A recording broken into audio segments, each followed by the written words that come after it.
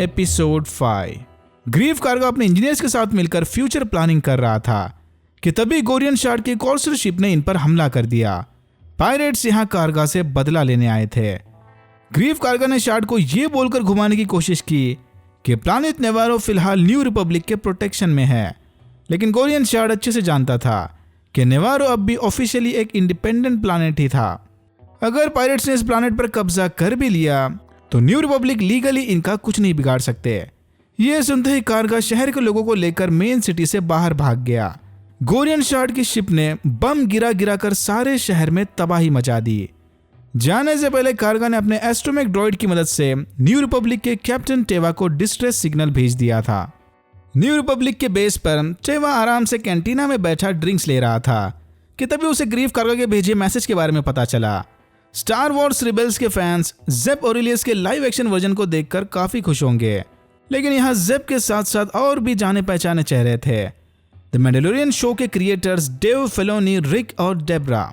Anyways, cargo की मदद करने टेवा को कोरोजान जाकर परमिशन लेनी होगी, क्योंकि इस मिशन में एक से ज्यादा X and Y wing fighter लगने वाले थे। कोरोजान पहुंचते ही टेवा ने कर्नल से रिक्वेस्ट की कि उसे नेवारो वाले मैटर को सॉल्व करने थोड़े और फायर पावर की जरूरत है। टेवा को लगता है कि पायरेट्स का अचानक से आउटर रिम प्लैनेट पर हमला करना और मॉफ गिडियन का गायब होना शायद आपस में कनेक्टेड होगा। एम्पायर इनके नाक के नीचे कोई बड़ी प्लानिंग कर रहा था, लेकिन इससे पहले कि टेवा कर्नल को अपनी बात समझा पाए, वहां पर G68 आ गई। G68 ने कर्नल को याद दिलाया कि टेक्निकली नेवारो अब भी आउटर रिम के इंडिपेंडेंट प्लैनेट में से एक था। इन्हें बाहर के लोगों की मदद करने से पहले अपने नेटवर्क के पेंडिंग इश्यूज सॉल्व करने चाहिए। कर्नल को G68 की बात सही लगी और उसने टेवा को परमिशन देने से साफ मना कर दिया। यह देखकर टेवा को अब G68 पर भी शक होने लगा। न्यू रिपब्लिक से सपोर्ट ना मिलने पर टेवा मैंडो से मदद मांगने चला गया। टेवा ने R5 ड्रॉइड के सिग्नल को ट्रैक करके मैंडो की लोकेशन ढूंढ ली, लेकिन इससे कैसे पता चला कि मैंडो के पास R5 ड्रॉइड था? मे भी शायद किसी इंटरगैलेक्टिक RTO सिस्टम में इन एस्ट्रोमेक ड्रॉइड्स का भी डेटा स्टोर होता होगा। टेवा की बातें सुनकर मैंडो इसकी मदद करने के लिए मान गया, लेकिन क्या बाकी मैंडलोरियंस भी ग्रीव कार्गो की लड़ाई का हिस्सा बनने के लिए इंटरेस्टेड होंगे? पहले तो ये 100% श्योर नहीं थे, लेकिन पैज विज़ला के जबरदस्त भाषण के बाद सारे मान गए। पैज विज़ला के बेटे को बचाकर, यानी इनके ग्रुप के यंगलिंग को बचाकर, बो कटान और मैंडो ने एकदम हाईएस्ट लेवल की ड्यूटी पूरी की थी। इसके बदले तो इन्हें मदद मिलनी ही चाहिए। फिर मैंडो ने सबको बताया कि ग्रीव कार्गो ने उसे नेवारो पर रहने के लिए जगह भी ऑफर की थी। अगर ये चाहे तो इस खतरनाक प्लैनेट से निकलकर फुल टाइम नेवारो शिफ्ट हो सकते हैं। कितने दिनों तक ऐसे छुप छुप कर रहेंगे? फिर सारे फटाफट अटैक की तैयारियों में लग गए। नेवारो पर कब्जा करके पायरेट्स मस्त मजे कर रहे थे कि तभी मैंडो ने शार्ड के शिप पर हमला कर दिया। ये N1 स्टार फाइटर वाला हमला बस पायरेट्स का ध्यान भटकाने के लिए था, ताकि बो कटान इसी डिस्ट्रैक्शन का फायदा उठाकर नीचे मैंडलोरियंस को लैंड करवा सके। मैंडलोरियंस के लैंड होते ही इन्होंने ग्राउंड लेवल पर पायरेट्स का सफाया शुरू कर दिया। ऊपर बो कटान और मैंडो अपने शिप में बैठे शार्ड के कॉर्सर शिप को गिराने में बिजी थे। फिर एक लंबी लड़ाई के बाद मैंडलोरियंस ने पायरेट्स को हरा दिया। शार्ड की शिप भी नीचे गिरकर क्रैश हो गई, लेकिन शिप के गिरने से पहले वेन ने वहां से कल्टी मार ली। नेवारो को बचाने के बदले कार्गो ने मैंडलोरियंस को यहां रहने के लिए जगह ऑफर की।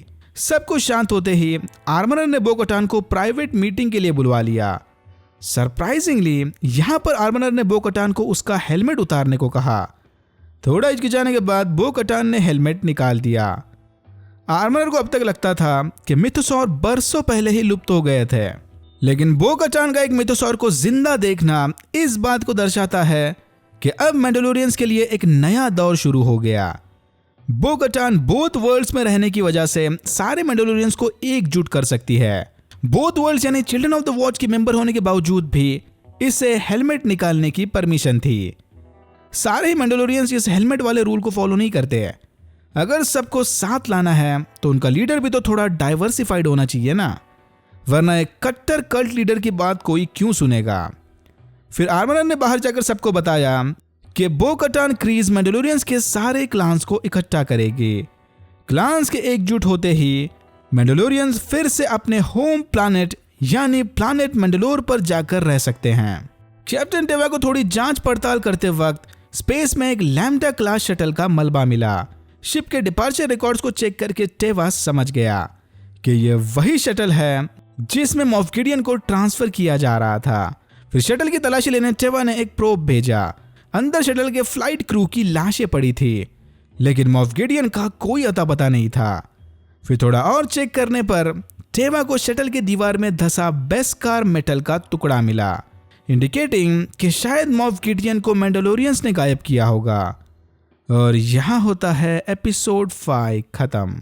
या तो कोई मैंडलोरियंस को फंसाने की कोशिश कर रहा है, या फिर गिडियन को भगाने वाले मैंडलोरियंस किसी इंडिपेंडेंट ग्रुप का पार्ट होंगे, क्योंकि सारे मैंडलोरियंस अच्छे नहीं होते। ये मॉफ गिडियन के गायब होने वाला राज शायद अगले एपिसोड में क्लियर हो जाएगा। Alright, that's it for now. अगर आपको वीडियो अच्छा लगा तो please like, share and subscribe for more videos like this. मैंने ऐसे और भी वीडियोस बनाए जिनके लिंक्स आपको डिस्क्रिप्शन बॉक्स में मिल जाएंगे। Thank you very much for watching and I'm hoping to see you in my next one.